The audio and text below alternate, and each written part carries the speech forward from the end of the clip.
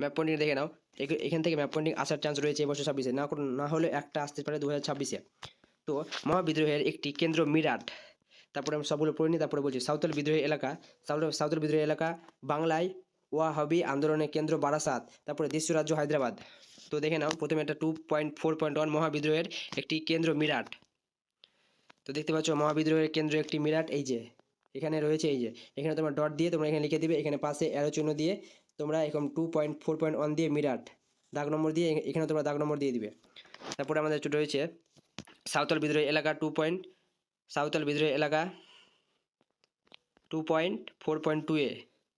তো 2.4.2 এই যে আমাদের সাঁওতাল বিদ্রোহী এলাকা দেখতে পাচ্ছ তোমরা, এবার এখানে তোমরা দাগ নম্বর দিয়ে লিখে দিবে নির্দেশিকা দিয়ে। তারপরে আমাদের রয়েছে 2.4.3 রয়েছে আমাদের বাংলায় ওয়াহাবি আন্দোলনের কেন্দ্র বারাসাত। এই যে তোমরা এখানে দেখতে পাচ্ছ, এখানে অ্যারো চিহ্ন দিয়ে লেখা রয়েছে, তার পাশে এখানে অ্যারো চিহ্ন নির্দেশিকা দেওয়া হয়েছে। তারপরে লাস্ট যেটা রয়েছে 2.4.4-এ রয়েছে আমাদের দেশীয় রাজ্য হায়দ্রাবাদ। তো দেশীয় রাজ্য হায়দ্রাবাদ দেখতে পাচ্ছ। তো আশা করি তোমাদের ম্যাপ পয়েন্টিং এখান থেকে করে নিবে এবং তোমরা এই পিডিএফটি তোমরা সংগ্রহ করে নিবে। তারপরে